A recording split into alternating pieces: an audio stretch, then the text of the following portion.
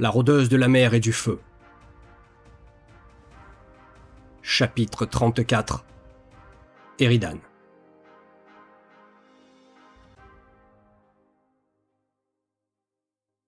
Je regarde la mage de l'eau monter les escaliers qui mènent à ma chambre, et mes prunelles ne se détachent de sa silhouette qu'une fois qu'elle a disparu à l'étage.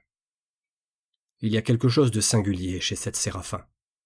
Des femmes oiseaux, j'en ai fréquenté dans ma jeunesse. Vraiment beaucoup. La caserne de Masuna n'était pas avare en aventures de ce genre, et un sergent bien bâti avec un sourire de circonstance trouvait rarement porte close. Des compagnes magnifiques pour la plupart, avec leurs regards acérés comme des lames, leurs lignes élancées, et cette peau incroyablement douce, presque irréelle, comme le duvet d'un oisillon. Mais avec un caractère à vous faire regretter la solitude des champs de bataille. À croire que l'orgueil et la désinvolture sont les piliers de leur éducation. Très difficile à vivre. Si difficile qu'il est rare de croiser une Séraphin en couple avec une autre ethnie. Elles prennent tellement de haut les humains sans elles que partager leur vie avec nous frôle, à leurs yeux, la déchéance. Elles préfèrent profiter de leur soirée et disparaître à l'aube, souvent par la fenêtre, ne laissant qu'une ou deux plumes à sentir une fois le soleil levé. Bon, elles ne sont sans doute pas toutes aussi frivoles, mais celle de Masuna l'était, en tout cas. Et c'est précisément pour cela qu'Okami me fascine. Elle a l'aura d'une reine. De sa démarche à sa voix, tout en elle respire une noblesse ancrée dans les os, pas posée comme un costume. Et le fait que sa mère dispose de l'influence nécessaire pour lancer des soldats de pique-neige à sa recherche en dit long. Mais la clairesse cache bien son jeu, et j'ai l'impression que Lilou ne se doute de rien. Quand je suis entré dans l'auberge tout à l'heure, j'ai entreaperçu des pointes de noir sur ses ailes. Les séraphins sont un peu comme nous. La crainte et la colère les ternissent comme nos flammes nous recouvrent. Mais la peur d'Okami ce soir était d'une autre nature. Profonde, sourde, et sans doute enfouie dans les tréfonds de son être depuis bien longtemps. Car je l'ai sentie, cette peur, comme un vent froid remontant le long de mon échine. Cela emprisonnait ma poitrine. Son aura avait pris la couleur de quelque chose de vieux. Pas une frayeur soudaine, mais une terreur familière, usée à force d'être portée. Heureusement, elle s'était estompée en un instant. Mais elle avait bien été là. Je reste quelques minutes en bas des escaliers à peser la situation. Devrais-je en parler à Lilou? Lui confier ce que j'ai vu, ce que j'ai ressenti? Je tourne la question dans tous les sens. Je suis ici pour les protéger, pas pour semer le doute. Et avant de s'alarmer, encore faudrait-il en savoir davantage. Okami m'a remercié avec une sincérité que je n'aurais pas su feindre. Ce soir, je la crois. Et demain, si la situation l'exige, je réviserai mon jugement. Je me décide finalement à sortir prendre l'air. La nuit est douce, les terrasses débordent de rires et de conservation qui se croisent, et les salles intérieures, à l'inverse, sont vides. Seuls les serveurs font des allers-retours les bras chargés de plateaux. Aucun d'eux ne semble avoir remarqué quoi que ce soit d'inhabituel. Tant mieux. Lilou est toujours attablée avec ses deux consoeurs. Je m'arrête un instant à distance pour la regarder, sans qu'elle ne s'en rende compte. Elle sourit, d'un sourire que je ne lui avais encore jamais vu depuis notre départ de Masqueria. Ouvert, spontané, sans cette méfiance qui d'ordinaire lui retient le visage, lorsqu'elle est avec moi. Les deux ondines mercenaires parlent, et elle acquiesce, animée, les mains qui gesticulent dans tous les sens. C'est la première fois que je l'observe aussi à l'aise avec des inconnus. Et il faut croire que son peuple lui manque, plus qu'elle ne voudrait bien l'admettre. Je détourne les yeux. Il est des moments qu'on ne devrait pas s'autoriser à regarder trop longtemps. C'est alors qu'Araki attire mon attention. Elle est dans l'ombre, sur le flanc du bâtiment, accrochée au mur là où la lumière des lanternes ne parvient plus. Splinter n'est pas avec elle. Elle a les iris fixés sur sa sœur et tapote la paroi de ses pédipalpes avec une impatience nerveuse. Elle est en colère, c'est évident, mais pas du même genre que lors de nos échanges. Celle-là semble repliée vers l'intérieur, comme si elle percevait quelque chose que les autres ignorent encore. Un soupir m'échappe. Aussitôt, elle tourne la tête vers moi, comme mue par une faim inassouvie. Je soutiens son regard, une demi-seconde, puis baisse le mien. Je ne suis pas un couard. 20 ans de campagne militaire m'ont appris à ne pas reculer. Mais la Tarancas n'appartient pas à la même engeance que j'ai affrontée. Quelque chose, dans ces prunelles vertes et luisantes, dépasse la seule menace physique. C'est comme plonger dans les yeux d'une créature qui aurait traversé des âges inconcevables, et qui aurait choisi, pour des raisons qui lui échappent peut-être elle-même, de simplement vous tolérer. Lorsque je relève la tête, elle a disparu. Soulagé, je sens mes épaules se relâcher, légèrement. Je me détourne pour contempler le ciel. Les deux lunes jumelles sont hautes. Silic et Sélénie, côte à côte ce soir. C'est une bonne chose. Après la nuit de sang de l'avant-veille du départ, je préfère ne pas avoir à réfléchir au présage. J'en ai déjà assez sur les bras. Il se fait tard. Je rentre. Ma nouvelle chambre, celle d'Okami, est plus petite que la mienne, avec une fenêtre qui donne sur la ruelle et non sur la place. Je m'assois sur le bord du lit et commence à retirer mes bottes. Le cuir est durci par 5 jours de route et il me faut un moment. Je pense à Lilou, en bas, qui rit avec des femmes de son peuple. Je pense à Okami, de l'autre côté du couloir, seul, avec sa peur comme fardeau. Je pense à Arrakis et à cette tension dans ses prunelles que je n'arrive pas à nommer.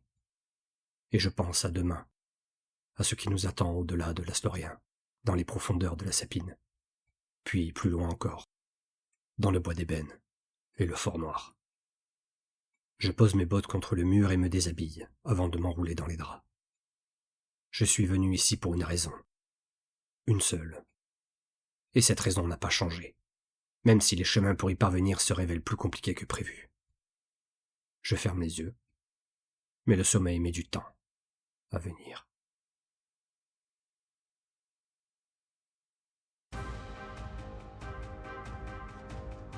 Chronologie antique Myrme.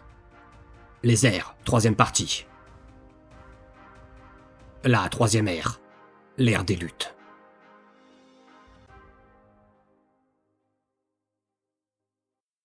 Malgré l'enfermement de Shatan et leur victoire contre le nouveau seigneur des ombres, les titans eurent du mal à se remettre de la bataille. Leur peuple, cependant, qui pour la plupart ignorait les conflits qui venaient de se dérouler, continuèrent à croître et à prospérer. Pendant plusieurs siècles, Tella connut une paix, dont il ne reste aujourd'hui que très peu de traces écrites. Mais ce calme ne durera pas. Il ne dure jamais. Le conflit de la pierre. Les Myrmes bâtirent rapidement une cité ruche dans chaque grotte de Niflheim. Poussées par un besoin d'expansion sans limite, et je dois admettre que peu de peuples de l'histoire de Tella les surpassent dans cet appétit territorial, mais bloquées par les océans, elles se mirent à creuser si profondément la terre qu'elles arrivèrent à pénétrer dans Thlavaheim, le mont du dessous, qui était aussi la prison de Shatan. Je m'arrête un instant sur ce point car il me semble essentiel et sous-estimé. Les Myrmes ne cherchaient pas Shatan. Elles ne savaient probablement même pas qu'il existait une geôle sous leurs pieds. Elles creusaient, comme elles ont toujours creusé, parce que c'était dans leur nature. Et c'est précisément cette innocence qui rendit la suite si tragique. Ne pouvant aller plus profond, elles remontèrent et débouchèrent sur Jotunheim. Là-haut, elles rencontrèrent les serviteurs de Khepri, les géants, et tissèrent avec eux des liens amicaux et commerciaux. Les Myrmes apprirent de leurs mains leur fantastique maîtrise du travail du fer et de la pierre, et elles leur enseignèrent l'astronomie et l'agriculture, dans lesquelles elles excellaient. Les gravures de la Grande Tikal, que j'ai eu la chance d'étudier lors de ma 3e expédition dans les Hautes Brumes, témoignent de cette période de fraternité avec une chaleur presque touchante. Des géants et des femmes fourmis côte à côte, échangeant des outils et des étoiles. Je ne suis pas homme à m'attendrir facilement, mais j'avoue que ces images-là me font quelque chose. Pendant que les femmes fourmis s'implantaient à Jotunheim, et dans les terres de feu selon d'autres légendes que les tablettes de Tibaès corroborent partiellement, d'autres encore colonisèrent Thlavaheim. Et c'est dans ces sombres cavernes sans fin que Shatan les entendit, et vit en elles une formidable opportunité de se libérer. Il entreprit alors de ronger lentement les esprits des reines fourmis qui s'installaient chez lui. Comment s'y prit-il exactement ? Les sources sont muettes, et je me garderai bien d'inventer ce que je ne sais pas, contrairement à certains de mes confrères dont je tairai les noms par courtoisie. Une fois corrompus, les Myrmes du dessous remontèrent à la surface et entrèrent en guerre avec leurs sœurs et les géants. Complètement pris au dépourvu, les 2 peuples des titans de la terre perdirent le contrôle de Jotunheim, hormis la Grande Tikal, dont les ruines trônent aujourd'hui encore fièrement sur les hauts sommets des Hautes Brumes, dernier bastion des femmes fourmis et des géants. Si vous n'avez jamais vu la Grande Tikal, faites-le avant de mourir. Ses murailles, sont si épaisses qu'une armée entière pourrait se ranger dedans, et ses fondations semblent plonger jusqu'au cœur même de Tella. Elle fut construite pour tenir l'éternité. Elle a presque tenu. Alors que les Myrmes de Tlavaheim étaient en voie d'ouvrir une brèche dans leurs ultimes défenses, Khépri, le haut scarabée, demanda à négocier avec Shatan. Atalnet refusa catégoriquement. Mais le scarabée ne l'écouta pas.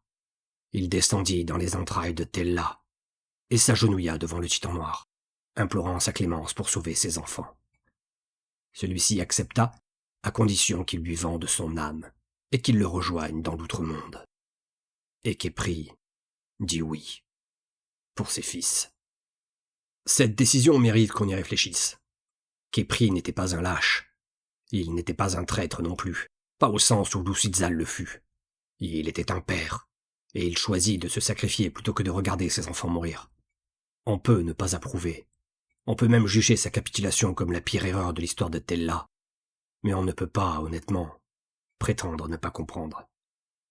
Ce qu'il ne savait pas, ou refusait de savoir, c'est que Shatan n'avait pas l'intention de respecter sa part du marché. Atalnet, qui l'avait finalement suivi dans les profondeurs, arriva trop tard. Le seigneur des montagnes avait disparu, et les 2 titans noirs repoussèrent l'araignée du destin, qui ne put tisser qu'une ultime toile pour les emprisonner et les empêcher de la suivre à la surface. Ce qu'advient Khépri dans les premières heures de sa captivité, les tablettes ne le disent pas avec précision. Mais les gravures de Giraz, les plus anciennes que j'ai jamais étudiées, montrent une silhouette de scarabée dont les contours se dissolvent dans une matière sombre et grouillante, comme si la forge intérieure qui le définissait se transformait en autre chose, en décomposition, en putréfaction, en tout ce que le métal et la pierre refusent d'être. La carapace de fer, titan des montagnes, devint ainsi le titan de la peste, ce bousier géant et répugnant que nous décrivent les récits antiques. Je ne saurais dire si Shatan lui arracha sa nature ou si Khépri l'a perdu de lui-même, rongé par la honte de sa reddition. Les 2 hypothèses me semblent plausibles. Atalnet remonta ensuite à l'air libre, blessé et en rage. Car Shatan, malgré la capitulation du scarabée, n'avait pas arrêté ses troupes. Elle balaya alors, d'un seul souffle, ou c'est du moins ce que racontent les légendes des femmes fourmis, et je ne vois aucune raison de ne pas les croire, toutes les Myrmes du dessous présentes sur la terre des géants. Ce cri de détresse, de colère et de souffrance se répercuta dans le monde, jusqu'aux confins du ciel, dit-on.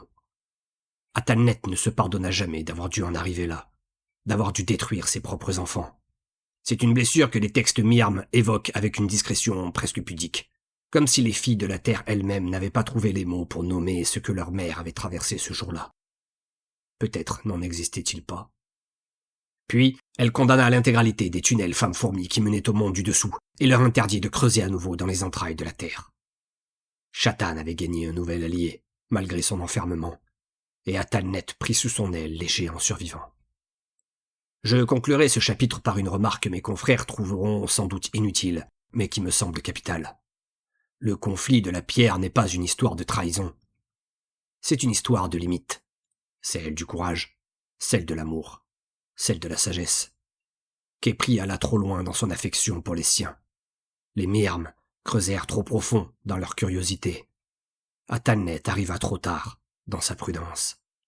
Et Shatan, lui, n'eut qu'à attendre que chacun d'entre eux se heurte à la sienne.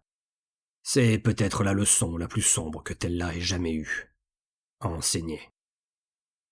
Par Chapolion, arcanologue de l'université de Bonsor.